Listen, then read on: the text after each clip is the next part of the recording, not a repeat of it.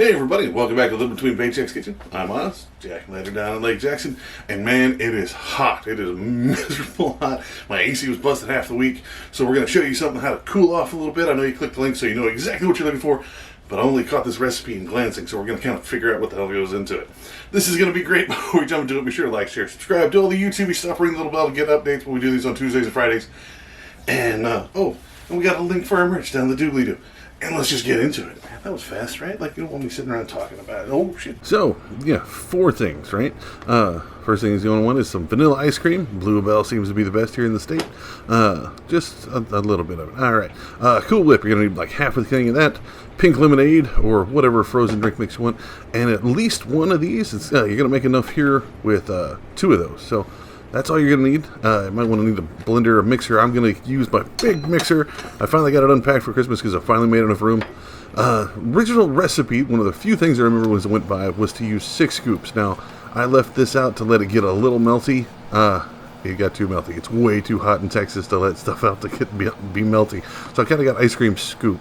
Or soup, sorry. So trying to get 6 full scoops, but it kind of melt all over the place. Approximately 6 scoops. Half of the tub of whipped cream. Just go ahead and put that in there. Doesn't have to be perfect. Just kind of scoop it across. Again, if you thaw that out before you do that, it helps. Same with the pink lemonade. It doesn't generally freeze all the way through, but if you let it sit out for about 10 minutes, 5 if you're in Texas, it'll liquefy a little bit. Now, you can take it and mix it for as long as possible, or you can use your new mixer. That doesn't work when I pull the switch. Make sure your new mixer is plugged into a plug that has power. Put it on low and let it blend. Or, like I said, you can get a big spoon and just blend the ever-living crap out of this. This blender, man, this cheater beater, it takes so much work off my arm. Alright, this was going to take me 20 minutes of just sitting and stirring and whipping all this stuff. You want to try to get it as smooth as possible. It'll look smooth. And you're like, yay, let me check it out. Looks kind of smooth. Oh, look, there's big chunks of whipped cream and stuff in there. Put it back on. This is why I don't mind the ice cream and stuff being melty when you do this. This is about 3 minutes on just like low setting. Close enough. You're ready to go. Now, go ahead and get these things out. Now, I put them on a cookie sheet just for ease of handling. Not mandatory. Just pull these off. Be sure to remember to get these plastic things off. The test kitchen, I screwed up and didn't see those were in there. So that was gross. So these I just spread out. I don't have to do anything to them. You can use a spoon and just ladle it in, or if you mixed it into this thing, you can just pour it in. But make sure you do it off camera so the people at home can't see. It's nothing special. I just poured it in there. It doesn't have to be perfect. I spilled all over the place, kind of spurped all over the place. So just pour it in here, fill these up. Like I said, the 6 scoops is going to make enough of these to do 12 of these, but only 6 of them are going to fit on my pan, so I'm showing you this.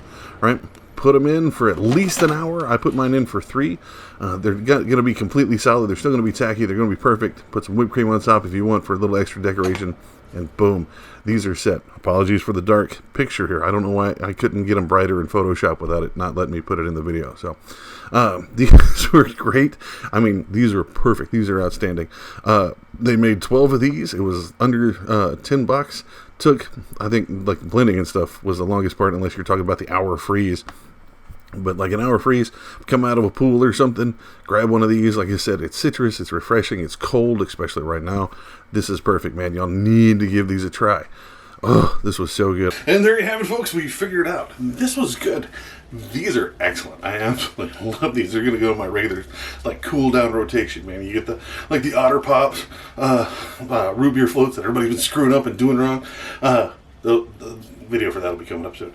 But those are outstanding. If you do it differently, you want to see us do it differently, I want to try this with like a margarita mix or something, man. Like, this is going to be great.